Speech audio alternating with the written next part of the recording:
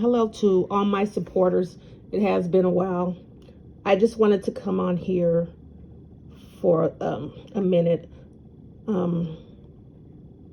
as I am preparing to attend another family member's funeral, 24-year-old family member's funeral, who was unalived by another young man.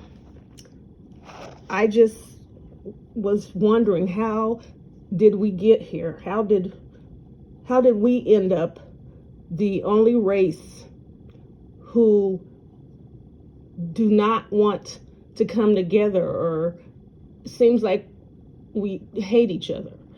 And I don't know why this is what it has become to.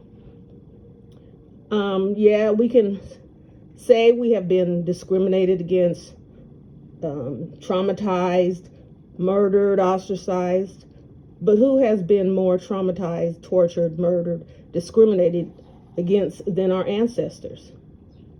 If they could see us today, what do you think they would say? That they're proud of us? Would they say thank you for not letting our fighting, our torture, our beatings, our murders, and are willing to be free in vain? And would they ask us, have we seen the promised land? And what could we say? Or do you think they would just weep in agony to see we now are the slaves of each other? Let's just imagine they could talk to us. What do you think it would be like? Harriet Tubman, who as a child was hit with a iron ball by a slave master, which left her handicapped and made her fall into a deep sleep, undetected, who managed to lead 50 to 75 slaves to freedom, including her family members, and she never lost a one. She was a spy and the first woman to lead an armed assault in the Civil War. They called her Moses. Or Gracie, who was violated since the age of 13, made to prostitute, giving her money to her master. There was no one to comfort her or be there for her, wipe her tears. Her only life was to be, at the age of 28, have given birth to 12 children, and they were all taken away from her. Or Jonathan, who risked his life stealing food for the slaves that were hungry. And when he was caught, attached to a log, beaten, and then sexually assaulted. They called this buck breaking, but that's not what I call it. What would he say? What would Margaret Garner, aka Peggy, say? She took her 4 children and ran to freedom. When she was surrounded, she slit her daughter's throat, intending to slit all of her children's throat and herself, stating that she'd rather be unalived than to go back to slavery. Better off in God's hands than in the white man's hands. What do you think Nat Turner would say to our male youth?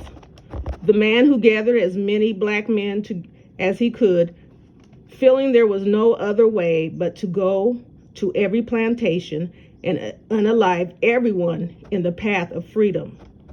He gathered those black men, united them together to try to save everyone else.